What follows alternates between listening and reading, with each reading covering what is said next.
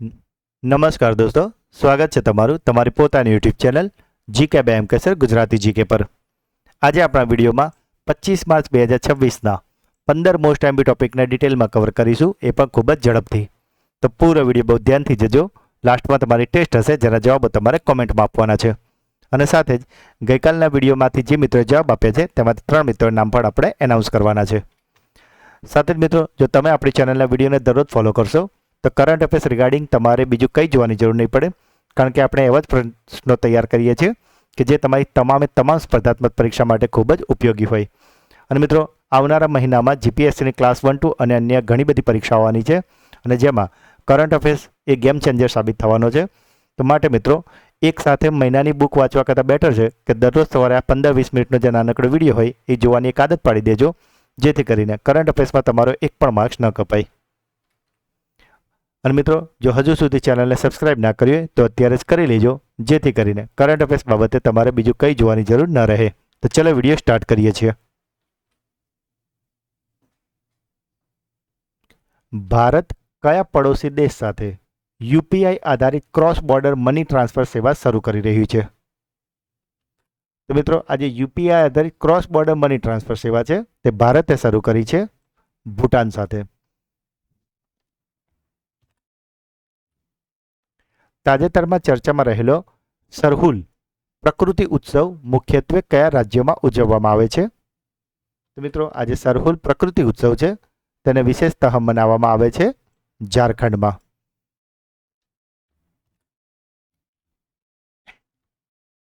Indian open 2026 squash ટુર્નામેન્ટમાં મહિલા સિંગલ્સનો ખિતાબ કોણે જીત્યો છે? તો મિત્રો, આજે સ્ક્વોશ ટુર્નામેન્ટ યોજાઈ હતી, તેમાં મહિલા સિંગલ્સનો ખિતાબ જીતી લીધો છે અનાહત સિંહે.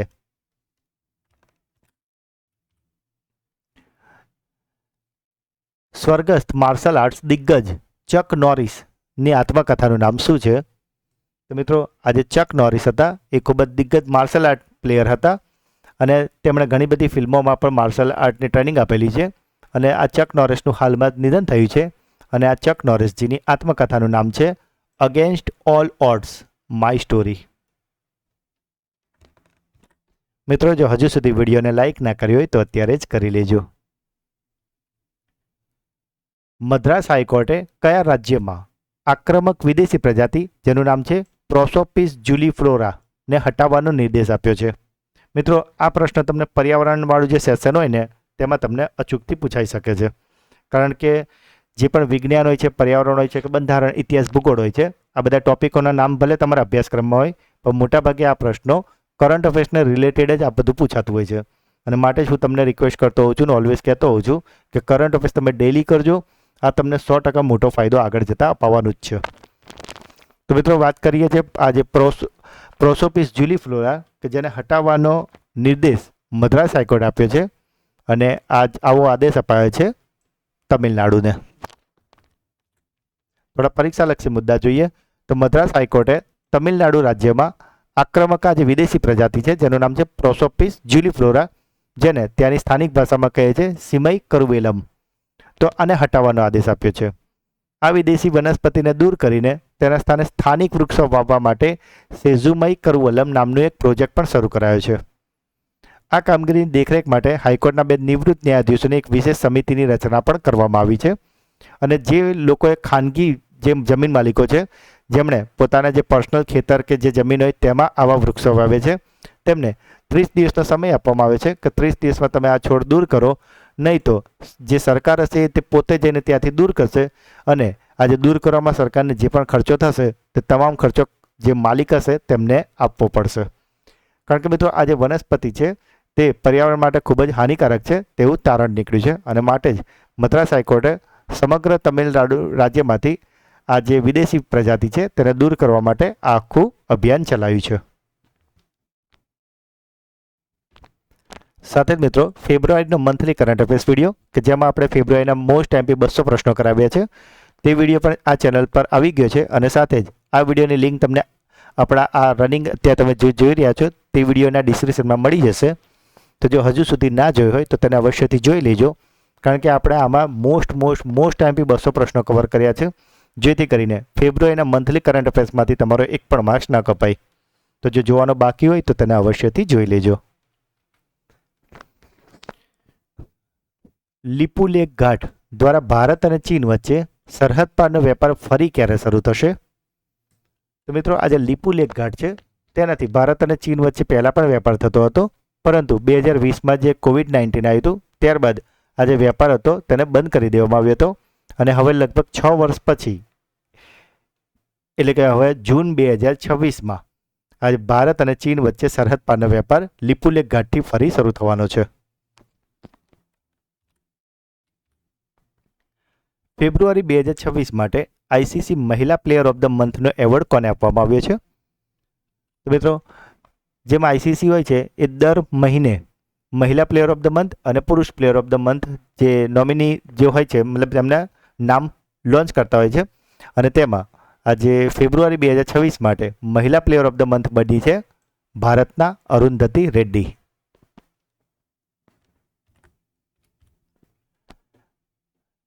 આ પ્રશ્ન પણ ખૂબ સારો છે, બની શકે કે તમારી નેક્સ્ટ એક્ઝામમાં ક્યાંક આવશે જ. ધ આઈડિયા ઓફ ડેમોક્રેસી પુસ્તકના લેખક કોણ છે? તો મિત્રો આ જે પુસ્તક છે જેનું નામ છે ધ આઈડિયા ઓફ ડેમોક્રેસી તેને લખ્યું છે સામ પિત્રોડાએ. કઈ રાજ્ય સરકારે ગરીબ પરિવારો માટે મુખ્યમંત્રી અપના સુખે પરિવાર યોજના શરૂ કરવાની જાહેરાત કરી છે? તો મિત્રો આજે એક યોજના ચાલુ કરાઈ છે અને તેનું નામ છે મુખ્યમંત્રી અપના સુખે પરિવાર યોજના અને આ જે યોજના છે તેને શરૂ કરી છે હિમાચલ પ્રદેશે. હવે મિત્રો આ જે સ્કીમ છે તેમાં શું છે તેના પર પણ એક નજર નાખી લઈએ તો હિમાચલ પ્રદેશ સરકારે વર્ષ 2026-27ના બજેટમાં આ યોજનાની જાહેરાત કરી છે અને આ યોજનાનો હેતુ છે રાજ્યના 1 લાખ જે અતિ ગરીબ બીપીએલ પરિવાર છે તેમને મદદ કરવાનો. બીપીએલ એટલે કે બિલો પોવર્ટી લાઇન. આ પરિવારો જે પસંદ કરાશે બીપીએલ પરિવારો આમાં લગભગ મિત્રો 27,000 જેટલા પરિવારોને પસંદ કરવાના છે અને આ જે પસંદ કરાયેલા જે 27,000 પરિવાર હશે અતિ ગરીબ તેમને દર મહિને 300 યુનિટ મફત વીજળી આપવામાં આવશે. સાથે જો આવા પરિવારો પાસે પાકા મકાન નહીં હોય તો તેમને પાકું મકાન બનાવવા માટે નાણાકીય સહાય પણ આપવામાં આવશે અને સાથે જ આવા પરિવારોમાં જે મહિલાઓ હશે તેમને દર મહિને 1,500 રૂપિયાની આર્થિક સહાય કે જેને સન્માન નિધિ કહેવામાં આવે છે તે પણ આપવામાં આવશે. તો મિત્રો જો આને લઈને પ્રશ્ન પૂછાય તો વિધાનવાળો પ્રશ્ન આમાંથી બની શકે છે અને આ જે તમે સ્ક્રીન પર જોઈ રહ્યા છો આમાંથી જ કોઈ એકાદ વિધાનને થોડું ચેન્જ કરીને પૂછી લે કે આમાંથી કયું વિધાન સાચું નથી કાં તો કયા વિધાન સાચું છે વોટ એવર. મતલબ કે તમને ખ્યાલ આવી ગયો જો આટલું તમે વાંચ્યું હશે તો ગમે તે રીતે ટ્વિસ્ટ કરીને પૂછશે તો તમને આમાંથી પ્રશ્નમાંથી તમારો માર્ક્સ નહીં કપાય. જે પ્રશ્નોમાં મિત્ર જરૂર લાગે છે એક્સ્ટ્રા માહિતીની દરેકમાં આપણે જવાબ આપીએ છીએ અને જે ખાલી ફેક્ચ્યુઅલ આમ ટુ ધ પોઈન્ટ જ જે આન્સર હોય છે કે જે ખાલી યાદ રાખવાનો છે તે આપણે ડાયરેક્ટ લઈએ છીએ. પણ ઇન શોર્ટ તમે આપણા વિડીયો દરરોજ જોતા હશે તો કરંટ અફેર્સ બાબતે તમારે કશું જોવું નહીં પડે. કેલબાઈ દેવી સાથે જોડાયેલો પરંપરાગત પેત ઉત્સવ તાજેતરમાં ક્યાં ઉજવવામાં આવે છે? તો મિત્રો આજે પેત ઉત્સવ છે કે જેની ખાસિયત હોય છે કે તેમાં આવી લાકડામાંથી મસ્ત પાલકી બનાવવામાં આવે છે અને ત્યારબાદ જે ભક્તો હોય છે તે તેને પોતાના ખભા પર અને માથા પર મૂકીને આ રીતે સરઘસ કાઢવામાં આવે છે અને મિત્રો આજે પેત ઉત્સવ છે તે મનાવાય છે ગોવામાં.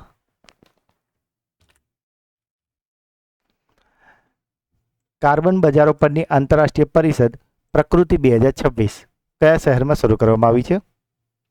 તો મિત્રો આજે પ્રકૃતિ 2026 છે તેને શરૂ કરવામાં આવી છે નવી દિલ્હી ખાતેથી. ફેબ્રુઆરી 2026 માટે ICC men's player of the month તરીકે કોની પસંદગી કરવામાં આવી છે?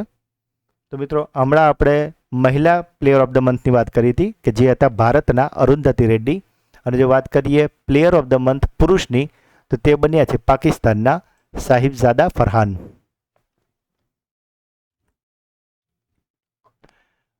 ઓગણપચાસમી Yonex Sunrise junior national badminton championship under 19 2026 કયા રાજ્યમાં યોજાશે?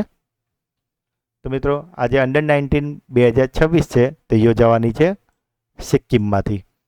ચલો મિત્રો આજે તમારો ક્લાસરૂમ ક્વેશ્ચન થોડોક અલગ રીતે પૂછીએ છે. અહીંયા વાત થઈ છે સિક્કિમની. તો મિત્રો તમારે મને કોમેન્ટમાં સિક્કિમ વિશે જેટલા પણ ફેક્ટ છે તે તમારે મને ડિટેલ્સમાં લખીને જણાવવાનું છે.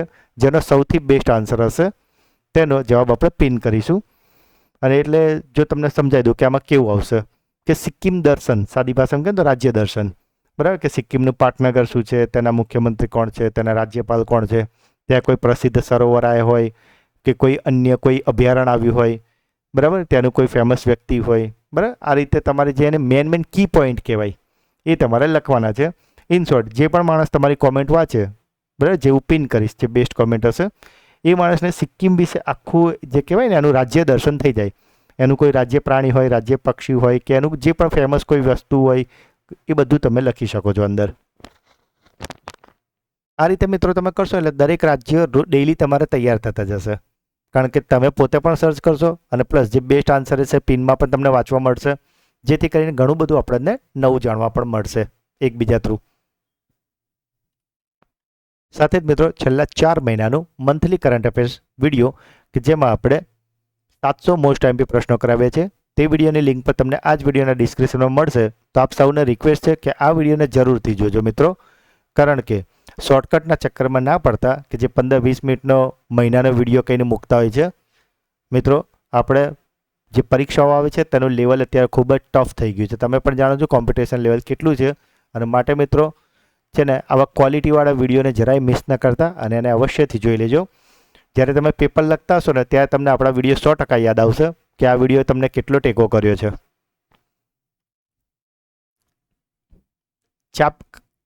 ચાપચાર કૂટ તહેવાર ક્યાં ઉજવવામાં આવે છે?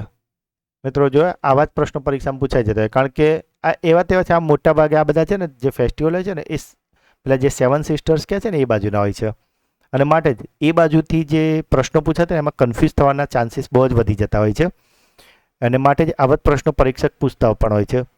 તો મિત્રો આપણે જે ચાપચાર કૂટ તહેવાર છે તે ઉજવાય છે મિઝોરમમાં. ભારતીય નૌકાદળના નવા સ્ટીલ ફ્રિગેટ તારાગીરી F-41ને કયા સેવામાં સામેલ કરવામાં આવશે? તો મિત્રો આજે તારાગીરી F-41 છે તેને સામેલ કરવામાં આવશે વિશાખાપટ્ટનમ ખાતે. તો મિત્રો આ હતા આજના 15 પ્રશ્નો. હવે સમય છે તમારા સુપર ફાસ્ટ ફ્લેશ રિવિઝનનો, કે જેમાં ગઈકાલના જે 15 પ્રશ્નો હતા તેનું એક ફટાફટથી રિવિઝન કરી લઈએ. તો ગઈકાલનો પહેલો પ્રશ્ન હતો, વિશ્વ ક્ષય રોગ દિવસ એટલે કે ટીબી ડે ક્યારે ઉજવવામાં આવે છે?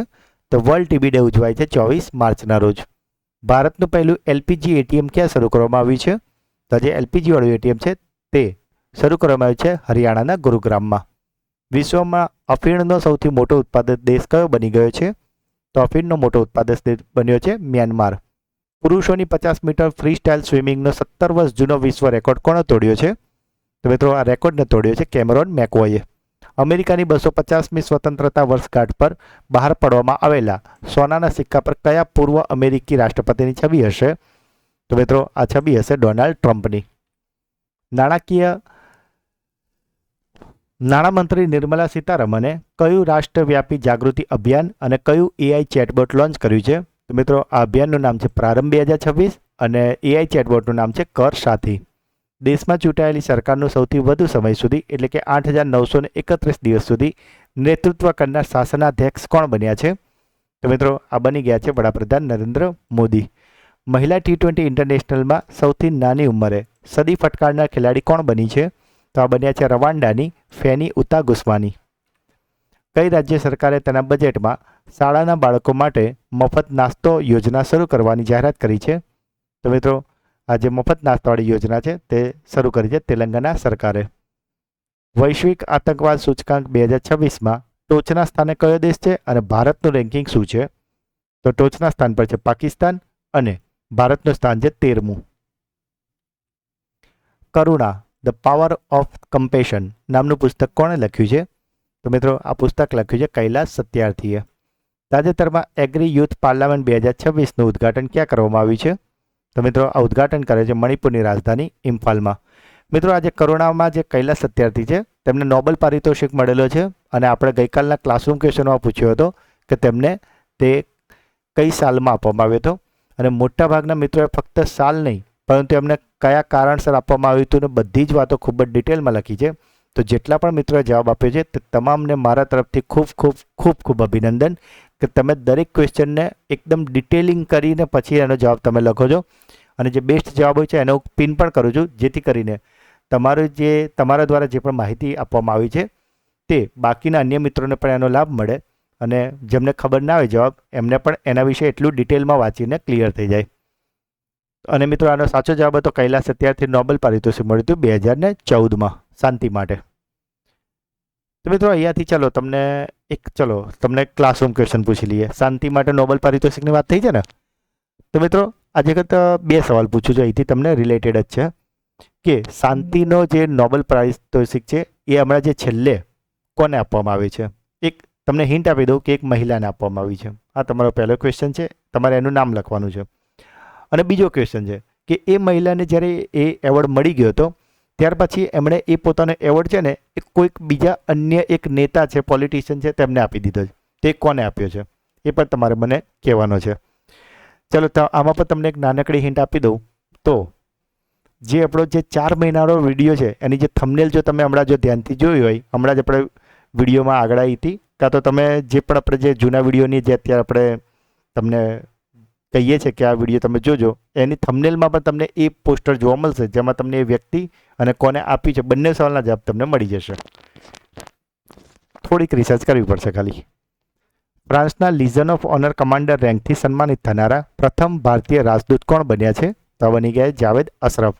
તબીબી અને ડાયાબિટીસના ક્ષેત્રમાં લાઈફ ટાઈમ અચીવમેન્ટ એવોર્ડથી કોને સન્માનિત કરવામાં આવ્યા છે? તો મિત્રો આ સન્માનિત કર્યા છે ડૉક્ટર જીતેન્દ્ર સિંહને. અને ગઈકાલનો છેલ્લો પ્રશ્ન હતો 2024-25માં ગુજરાતને પાછળ છોડીને ભારતનું ટોચનું ટેક્સટાઇલ એટલે કે કાપડ નિકાસકાર રાજ્ય કયું બન્યું છે? તો મિત્રો ગુજરાતને પાછળ છોડીને આ કાપડ નિકાસકાર રાજ્ય બની ગયું છે તમિલનાડુ. તો મિત્રો આ હતા ગઈકાલના 15 પ્રશ્નો. હવે સમય છે તમારી બ્રેન બુસ્ટર ટેસ્ટનો કે જેમાં આજના જે 15 પ્રશ્નો છે તેમાં 3 પ્રશ્નો તમને પૂછવામાં આવશે જેના જવાબ તમારે કોમેન્ટમાં આપવાના છે. સાથે જ મિત્રો જે ગઈકાલના વિડીયોમાં જે મિત્રો જવાબ આપ્યા છે તેમાંથી 3 મિત્રોના નામ આપણે અત્યારે એનાઉન્સ કરવાના છે.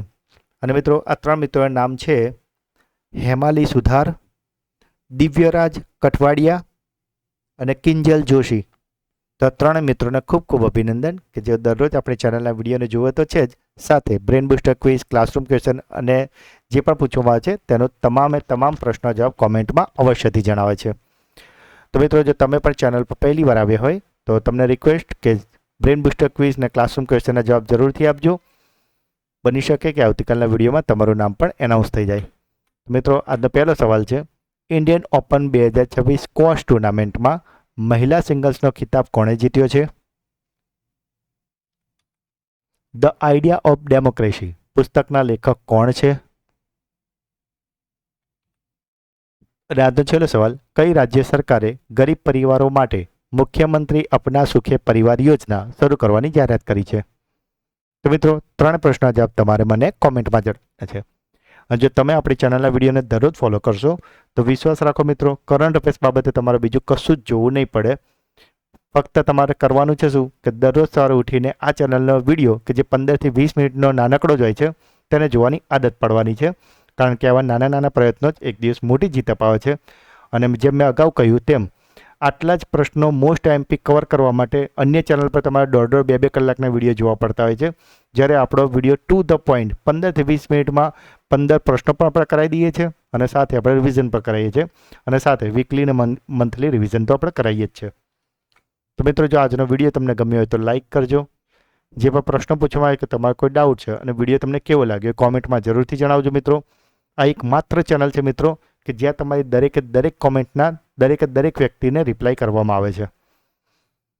સાથે મિત્રો તમારા એટલીસ્ટ 5 વોટ્સઅપ ગ્રુપ કાં તો 5 ટેલિગ્રામ ગ્રુપમાં આ વિડીયોની લિંકને શેર અવશ્યથી કરજો મિત્રો. જો હજુ સુધી ચેનલને સબસ્ક્રાઇબ ના કરી હોય તો અત્યારે જ કરી લેજો. તો મિત્રો મળીએ છીએ એક નવા વિડીયોમાં. ત્યાં સુધી ભણતા રહો, આગળ વધતા રહો. જય હિન્દ, જય ભારત, જય ગુજરાત.